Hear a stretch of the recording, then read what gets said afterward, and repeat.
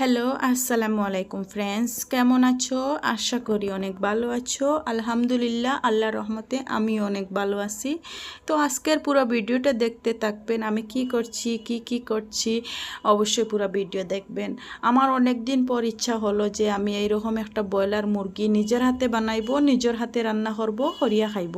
কারণ অনেক দিন তো খাওয়া হয়, অনেকে খাওয়া হয়, কিন্তু এই যে বাজার থেকে নিয়ে ওরা বানাইয়া দে, আমরা শুধুমাত্র পরিষ্কার করিয়া রান্না করে খাইলাই। যে নিজে এরকম বানানি এরকম হয় না, হয়ে ওঠে না কোনো দিন। তো আজকে ভাবলাম নিজে আসতো একটা ব্রয়লার আনিয়া নিজে বানাইতাম। তো আমি ফার্স্ট টাইম এরকম মুরগি বানাইতেছি।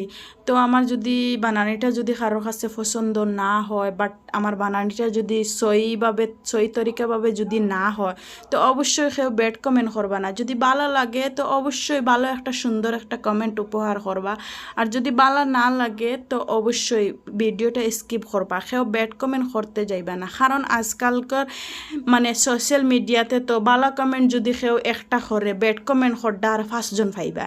কারণ কেউ ভালো জিনিসও বা খারাপ কমেন্ট করে, আর খারাপ জিনিসও তো এমনিতেই খারাপ কমেন্ট করে। কেউর ভালো জিনিস চকুর মাঝে ভালো লাগে না। তো আমার যে এই সুন্দর জিনিসটা যদি কেউর ভালো লাগে না, তো অবশ্যই ভিডিওটা স্কিপ করিও, ব্যাড কমেন্ট করিও না। ব্যাড কমেন্ট করলে যে আমার নিজের একজন ভালো লাগে না, আর আমার ফ্রেন্ড যারা আছেন, যারা ভালো কমেন্ট করেন, সুন্দর কমেন্ট করেন, তারারও খারাপ লাগবো, বুঝছো নি? তার কারণে কইছি খারাপ কমেন্ট কেউ করতে যাইও না। যদি ভালো লাগে সুন্দর কমেন্ট করি, আর ভালো লাগে না তো স্কিপ করে। এই কথাটা আমি অবশ্য 2বার হইলেছি, বুঝছো নি? তো ফাইনালি আমার ব্রয়লার মুরগিটা বানানি হয়ে গেছে। আমি সুন্দর করে পিস করে এরকম রাখছি। চামড়াগুলো কিছু রয়েছে, আর কিছু আমি আলাদা করছি, বুঝছো নি? কিছু রয়েছে, যতগুলা ফার্সি আলাদা করতাম, আর যতগুলা ফার্সি না রয়ে গেছে। কারণ এটা তো খাওয়ার জিনিস, এটা তো আর খারাপ কিচ্ছু জিনিস না, তার কারণে, বুঝছো নি? এটা নিয়ে আর অন্য কিচ্ছু ভাববা না আপনারা। তো ফাইনালি রাঁধুনি এসে গেছে। আমি এখানে রান্না বসিয়ে দিয়েছি। আমি এখানে রাঁধছি আলু, টমাটা আর এই যে মুরগির মাংসগুলো প্রথমে আমি ভাজা করে নিয়েছি। অত বেশি ভাজা করছি না, মোটামুটি হালকা একটু ভাজা করছি।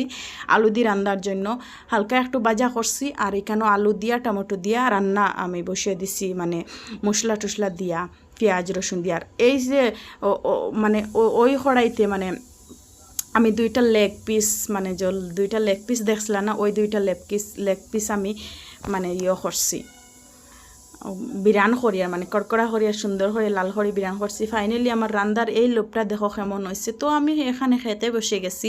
এখানে লেবু রয়েছে, আমার প্রিয় খাবার হচ্ছে, মানে সব কিছু খাওয়ার লগে যে আমার লেবু থাকলে যে আমার এতটা ভালো লাগে, আর এতটা মানে লাগে।